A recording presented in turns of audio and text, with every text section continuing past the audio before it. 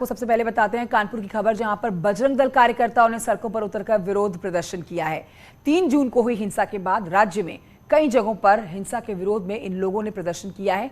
तस्वीरें आपके सामने हैं, जहां पर बजरंग दल के कार्यकर्ता बैठे हैं, विरोध दर्ज करा रहे हैं। किदवई नगर इलाके की आप तस्वीरें देख रहे हैं। बजरंग दल के कार्यकर्ता हैं, थाने के पास जमीन पर बैठकर धरना प्रदर्शन कर रहे हैं, नारेबाजी कर रहे हैं।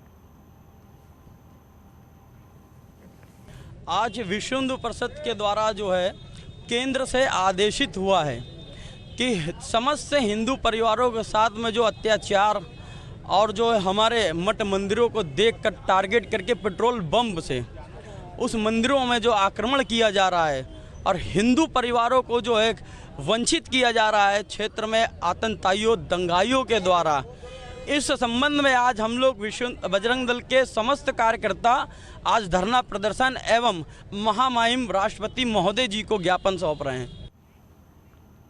प्रतापगढ़ से इस वक्त की बड़ी खबर आपको बताएं, सीबीआई की छापेमारी हुई है। यहां पर रेलवे अफसर के घर छापा पड़ा है। अफसर के पैतृक घर पहुंची है टीम। परिजनों के खातों की पड़ताल की जा रही है। पिता बैंक कर्मियों से पूछताछ हो रही है। लखनऊ में हुई थी अफसरों की गिरफ्तारी। तो इस वक्त की बड़ी खबर आपको बता रहे हैं, प्रतापगढ़ से बड़ी खबर, छापेमारी की जा रही है सीबीआई के द्वारा। सीबीआई की इस बड़ी छापेमारी में रेलवे अफसर के घर पर छापा पड़ा है। रोहित मेरे सहयोगी और जानकारी के साथ इस खबर पर फोन लाइन पर मौजूद है। रोहित, ये पूरी खबर विस्तार से बताइए। जी, अपने दर्शकों को बता दें, बीते 3 जून को उत्तर रेलवे लखनऊ में उप मुख्य सामग्री प्रबंधक आलोक मिश्रा के कई ठिकानों पे जो है छापेमारी हुई थी। इनके दफ्तर में छापेमारी हुई थी और वहीं से जो है 32 लाख रुपए जो है सीबीआई ने बरामद किए थे। 80,000 रुपए जो है आलोक मिश्रा के पास से जो है बरामद हुए थे। तो सीबीआई ने जो है अफसर आलोक मिश्रा समेत जो है 3 को जो है गिरफ्तार किया था। इसी में जो है सीबीआई ने जो है जांच दायरा बढ़ाया। आलोक मिश्रा प्रतापगढ़ के लालगंज कोतवाली के जेवई के रहने वाले हैं। तो आज सीबीआई की एक टीम जो है उनके गांव पहुंची है। उनके घर पर जो है ताबड़तोड़ जो है छापेमारी की जा रही है। तमाम सारे जो दस्तावेज हैं उसको खंगाले जा रहे हैं। साथ ही साथ जो स्थानीय बैंकें हैं उनके जो है उनके मैनेजर को बुलाया गया है, उनके कर्मचारियों को बुलाया गया है। तो तमाम सारे जो ट्रांजेक्शन हुए हैं, जो बैंक से लेन देन हुए हैं, अफसर के परिजनों ने जो लेन देन किया, तो तमाम इन बिंदुओं पे जो है सीबीआई की जो जांच है। रोहित, क्या इस समय भी छापेमारी लगातार जारी है? जी बिल्कुल, अपने दर्शकों को बता दें, 1 घंटे से सीबीआई की जो छापेमारी है वो लगातार जारी है। अफसर के जो है पिता से जो है पूछताछ की जा रही है, उनके भाई से पूछताछ की जा रही है। घर में जो महिलाएं हैं उनसे भी सीबीआई तमाम सारे तथ्यों पे जो है पूछताछ कर रही है। और जो स्थानीय बैंक है यहाँ की, उनके मैनेजर को बुलाया गया है, कर्मचारी को बुलाया गया है। ट्रांजेक्शन के बाबत जो है उनसे पूछताछ की जा रही है कि हालांकि 1 साल में कितना जो है आपके बैंक में पैसा जमा किया गया, कितना जो है निकाला गया। इन तमाम सारे बिंदुओं को लेकर जो है सीबीआई लगातार तफ्तीश कर रही है और गांव में सीबीआई की टीम की दस्तक से हड़कंप मचा हुआ है। शुक्रिया आपका रोहित सिंह, जानकारी के लिए। और अब आपको बताते हैं, सेना में भर्ती के लिए लाई गई अग्निपथ योजना को लेकर विरोध प्रदर्शन देखने को मिल रहा है। भूड़ चौराहे पर अग्निपथ स्कीम के खिलाफ सड़कों पर उतरकर युवाओं ने प्रदर्शन किया है।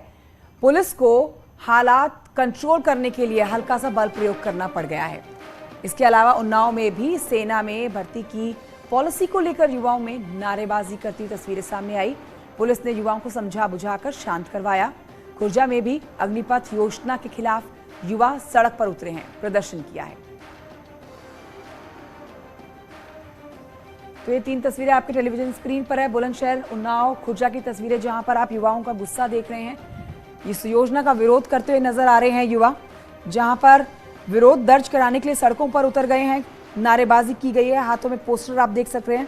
सरकार के खिलाफ गुस्सा इनका है।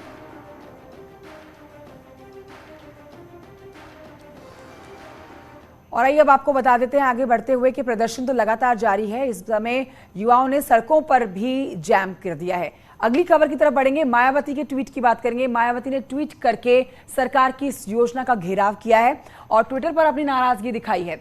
अग्निपथ योजना पर मायावती कह रही हैं, युवा वर्ग असंतुष्ट है, विरोध जता रहा है। सेना में काफी लंबे समय तक भर्ती लंबित रखने के बाद अब केंद्र ने सेना में 4 वर्ष की अल्पावधि वाली अग्निवीर नई भर्ती योजना घोषित की है। उसको लुभावना और लाभकारी बनाते हुए यहाँ पर देश का युवा वर्ग जो है असंतुष्ट है, आक्रोशित है। सेना में भर्ती व्यवस्था को लेकर उसको बदलने का खुलकर विरोध युवा वर्ग कर रहा है।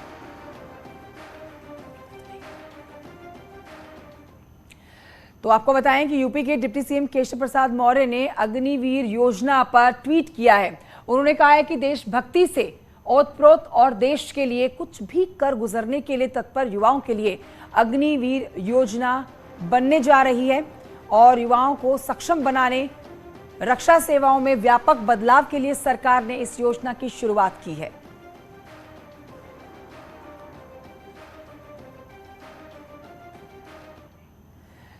उधर आपको बताएं कि रक्षा राज्य मंत्री अजय टम्टा ने भी अग्निवीर योजना को लेकर विपक्ष के आरोपों को निराधार बताया। क्या कुछ कह रहे हैं वो, सुनिए आप। इस सरकार ने एक बहुत बड़ी योजना जो है उसका आगाज किया है, मिशन अग्निपथ।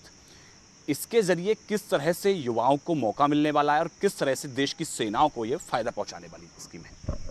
सरकार ने एक बार फिर से इतिहास रच दिया है माननीय मोदी जी के नेतृत्व में। बहुत बड़ा लाभ हमारे युवकों को होने वाला है। अनुशासित युवक समाज में आएगा, फौज में रहेगा, सारे जितने भी आधुनिक उपकरण हैं उनको चलाने की ट्रेनिंग जानेगा, क्योंकि अधिकांश लोगों को पता ही नहीं होता है कैसे चलाते हैं। जो प्रतिशत 25% की बात है कि अंदर आके वो फिर टेस्ट देंगे और जो बेहतर लोग हैं वो अंदर रह पाएंगे और अन्य बाहर आके समाज में अपनी सेवाएं देंगे, तो वो कहीं ऐसा गलत नहीं है। एक तैयार बिल्कुल तराशा हुआ व्यक्तित्व, तराशा हुआ अनुशासित व्यक्ति, उसे चाहे आप सिपाही कहें चाहे ऑफिसर कहें, वो समाज को दिया जा रहा है। अब देखिए उत्तर प्रदेश सरकार ने आज कह दिया है हम अपने वहाँ वरीयता देंगे इनको। ये तो लाइफ बन गई। 4 साल आपने वहाँ किया, आर्मी ने ट्रेनिंग दी, सब कुछ सिखाया और एकदम से आपको ले लिया। उत्तर प्रदेश सरकार ने, ऐसी कई सरकारें ले लेंगी, इसी में नहीं कई और चीज़ों में जाने पर रोक नहीं है। और 4 साल में आपने एक नई चीज़ सीख ली है, एक कैसे ऑपरेशन किया जाता है, कैसे ऑपरेट किए जाते हैं हथियार और किस तरह से सीक्रेसी होनी चाहिए, किस तरह से हम लोगों का अनुशासित रहना है जीवन में, आदेश किस तरह से मानने चाहिए। ये तमाम चीज़ें, प्राथमिक चीज़ें नहीं, जो उसकी सारी चीज़ें होती हैं विस्तृत में आपको सिखाई जाएंगी। अब विपक्ष जो कहता है कुछ तो कहेंगे ही, विपक्ष का काम है कहना, आप सब जानते हैं, कुछ तो उनको बोलना ही बोलना है। गैर जिम्मेदाराना बात करते हैं हमेशा। पहले देख लीजिए, अच्छी तरह से समझ लीजिए, तब तो कुछ बात कहिएगा। भ्रम फैलाना, फिर कहीं अपने अपने मोर्चे के लोगों को आगे लगा के विरोध करवाना, ये हमेशा से चलते आ रहा है। 370 जिस समय माननीय मोदी जी के नेतृत्व में हटाई गई, माननीय गृह मंत्री जी ने ऐलान किया, संसद में पास हुआ, तो उससे पहले पता नहीं था किसी को। तो जब ये बात आती थी तो कहते थे जिस दिन ऐसा हो जाएगा, आर्टिकल 370 हटेगा, उस दिन खून की नदियाँ बहेंगी। कुछ भी नहीं हुआ, बल्कि जो वहाँ पर दूसरे देश का झंडा फहराते थे, अब उन स्थानों पर भारत का तिरंगा फहरा रहा है और विकास की नदियां बह रही हैं। आने दीजिए, इतिहास रच रहे हैं मोदी जी हर जगह पर। एक मैं समझता हूं ये भी स्वर्णाक्षरों में लिखा जाएगा, जो फैसला है, जो अग्निवीर हमारे निकलेंगे, जो मिशन हमने चलाया है, ये इतिहास लिखा जाएगा और बहुत बड़ी संख्या में बेरोज़गारों को रोज़गार मिलने वाला है, बेरोज़गारी दूर होने वाली है और एक अच्छा युवक, सुसज्जित और अनुशासित युवक समाज को मिलने वाला है। सर लेकिन कई सारे भ्रम जो हैं वो युवाओं में, लोगों में इस पूरी मिशन को, इस पूरी योजना को लेकर फैले हुए हैं। आपने कहा कि जैसे उनके 17.5 साल से लेकर 21 साल तक का युवा इसमें कभी भी अप्लाई कर सकता है, लेकिन 4 साल बाद 25% आपने आर्मी में ले लिए, तो अगर जिनका सिलेक्शन नहीं होता है तो 4 साल बाद उनकी क्या स्थिति होगी? क्योंकि 4 साल में अपनी पढ़ाई वो छोड़ के उधर जाता है, तो उसके भविष्य के लिए वो किस तरह से सरकार प्लान करे? राह कहीं बंद नहीं है। आप 4 साल में एक बेहतर ट्रेनिंग लेके आ गए, आप कहीं जाइए, उसके बाद आपको प्राथमिकता मिल जाती है उसमें, क्योंकि आप सारी सीक्रेसी जानते हैं, अनुशासित हैं, हर प्रकार के हथियार चलाना जानते हैं, हर प्रकार के ऑपरेशन से जो होते हैं उनको कैसे किया जाता है वो जानते हैं। लोग तो हाथों हाथ लेते हैं। मैंने कहा ना कि उत्तर प्रदेश सरकार ने तो ऐलान ही कर दिया कि हम अपने वहाँ इनको वरीयता देंगे। कितनी बड़ी बात है। तो इसलिए कहीं ऐसा सोच विचार करने की आवश्यकता नहीं है। सारी चीज़ें सरकार के संज्ञान में है। एक बेहतरी के लिए हम लोग करते हैं, हमेशा काम करते हैं, और मोदी जी तो बेहतर से बेहतर सर्वोत्तम काम करते हैं, और ये भी एक बहुत ही सर्वोत्तम कार्य आज हुआ है। और आइए अब आपको बताते हैं, संगम नगरी प्रयागराज में जुमे की नमाज के बाद हुई हिंसा और बवाल के मामले में हुए नुकसान की उपद्रवियों से भरपाई कराई जाने की तैयारी कर ली गई है। दंगाइयों से तकरीबन 1 करोड़ के नुकसान की भरपाई कराए जाने की तैयारी है। नुकसान की भरपाई के लिए क्लेम कमिश्नर यानी कि दावा आयुक्त के यहां पर 3 दावे पेश किए गए हैं। 3 दावों में कुल मिलाकर तकरीबन 1 करोड़ रुपए की भरपाई कराए जाने का क्लेम किया गया है। कमेटी ही दंगाइयों पर जुर्माना तय करेगी।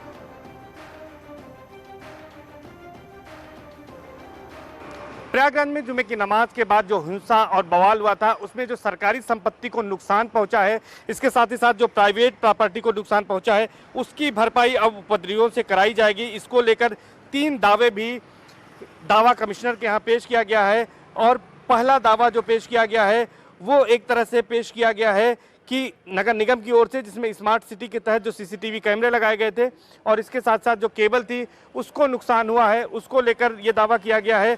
दूसरा दावा पीएससी के सेना नायक की तरफ से किया गया है कि पीएससी की ट्रक जलाई गई थी। इस मामले में छतपूर्त का दावा किया गया है और दंगाइयों से छतपूर्त वसूले जाने की मांग की गई है। और तीसरा दावा पुलिस की ओर से किया गया है। प्रयागराज पुलिस ने दावा किया है कि करीब 10 लाख से ज़्यादा लोग इसमें 10,000 से ज़्यादा पुलिसकर्मी इसमें इन्वॉल्व हैं और उनके जो रहने खाने पीने का जो खर्च आ रहा है, जो वेतन आ रहा है, इसकी छतपूर्त भी दंगाइयों से की जाए।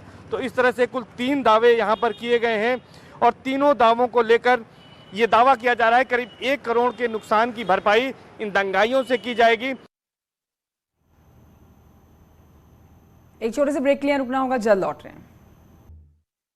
Welcome back. अब आपको बताते हैं कि प्रदेश में आज से 1st क्लास से लेकर 8th क्लास तक के स्कूल खुल गए हैं। गर्मी की छुट्टियों के बाद आज स्कूल खोले गए, जिसका पहला दिन आज था। स्कूल में सुबह 7:30 बजे से दोपहर के 12:30 बजे तक क्लासेस चलने वाली हैं। 25 दिनों की गर्मी की छुट्टी के बाद अब स्कूल एक बार फिर से खुल गए हैं। खासतौर से कक्षा 1 से 8 तक के स्कूल आज से खुले हुए हैं। राजधानी लखनऊ के एक ऐसे ही स्कूल में हम हैं सरकारी, जहां पर आज से क्लासेस चालू हो गई हैं। सुबह 7:30 बजे से स्कूल चलने का सिलसिला शुरू हुआ है। और सबसे ख़ास बात ये है कि ये स्कूल दोपहर 12:30 बजे तक चलेंगे और सुबह 7:30 बजे से इन बच्चों की क्लासेस चालू हो जाएंगी। अभी फ़िलहाल कक्षा 1 से 8 तक के स्कूल खोले गए हैं।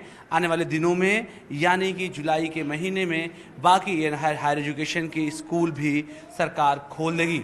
सबसे बड़ी कोशिश ये की गई है सरकार की तरफ से कम बच्चों की शिक्षा पर विपरीत प्रभाव ना पड़े, क्योंकि कोविड काल में कम से कम 2 साल तक बच्चों के स्कूल पर काफ़ी विपरीत प्रभाव पड़ा था। कैमरा पर्सन अनिल के साथ अलाउद्दीन, न्यूज़ 18 लखनऊ। तो वहीं आपको बताएं कि आज से राज्य के सभी सरकारी स्कूल खुल गए। संगम नगरी प्रयागराज में भी स्कूल खोल दिए गए, लेकिन गर्मी की छुट्टी के बाद पहले दिन टीचर्स तो स्कूल पहुंचे लेकिन बच्चे नहीं आए। हमारे सहयोगी सर्वेश दुबे ने बात की है कुछ टीचर्स के साथ। चाहेंगे कि कितनी शिक्षिकाएं यहाँ पर तैनात हैं और कितने शिक्षक यहाँ पर आए हैं, क्या कितने लोग गैरहाजिर हैं, क्या कोई बच्चे भी आए हैं? नहीं, बच्चे नहीं आए हैं, लेकिन शिक्षिकाएं सभी आई हैं। कितना स्टाफ है यहाँ पर? 7 का है। सभी यहाँ पर उपलब्ध हैं? जी हाँ, सब उपस्थित। आप हेडमास्टर हैं? क्या नाम है आपका? ममता शर्मा। अच्छा, क्या लगता है आपको कि कहीं बच्चों को कन्वे नहीं हुआ था कि स्कूल इस बार जो है 16 जून से खुलेंगे? नहीं, बच्चों को तो बता दिया गया था कि 16 जून से स्कूल खुलेंगे, लेकिन अभी तक तो बच्चे तो नहीं आए। फोन किया गया लेकिन नहीं आए अभी। अच्छा, क्या टाइमिंग है स्कूल की इस समय जब अभी रीओपन हुए हैं स्कूल? तो 7:30 से 1। तो आज किस तरह के काम काज यहाँ पर किए जाएंगे और कितने बजे तक स्कूल चलेगा? ये 1 बजे तक, 1:30 बजे तक। शिक्षक का 1:30 बजे तक है और बच्चों का 1 बजे तक है। अच्छा, आज यहाँ पर क्या काम करा रही है? जैसे यहाँ साफ सफाई हो रही है, स्कूल काफी दिन से बंद था, क्या तैयारी है अब? अभी डाइस का काम चालू चल रहा है, तो इसलिए शिक्षिकाओं को हमने दिया है उनको कि बच्चों को निकाल के दें ताकि हम उसको पूरा कर सकते हैं। तो क्या उम्मीद है कि कल से कक्षाएं विधिवत चलेंगी, बच्चे आने शुरू हो जाएंगे? हमारी तो कोशिश रहेगी सर। कानपुर से खबर आ रही है, हाईवे किनारे बनी हुई झुग्गी झोपड़ियों में आग लग गई है। बर्रा इलाके में बसंत पेट्रोल पंप के पास यह हादसा हुआ है। आग लगने की वजह फिलहाल साफ नहीं हो पाई है, लेकिन आग की भयावह तस्वीरें अब सामने आ गई है। तस्वीरें आप देख रहे हैं टेलीविजन स्क्रीन पर। ऊंची ऊंची आग की लपटें, झुग्गी जलकर खाक हो चुकी है। आपको ये भी बताएं कि ये आग की ऊंची लपटें हैं, ये और झुग्गियों को भी अपने आगोश में घेरती चली जा रही हैं।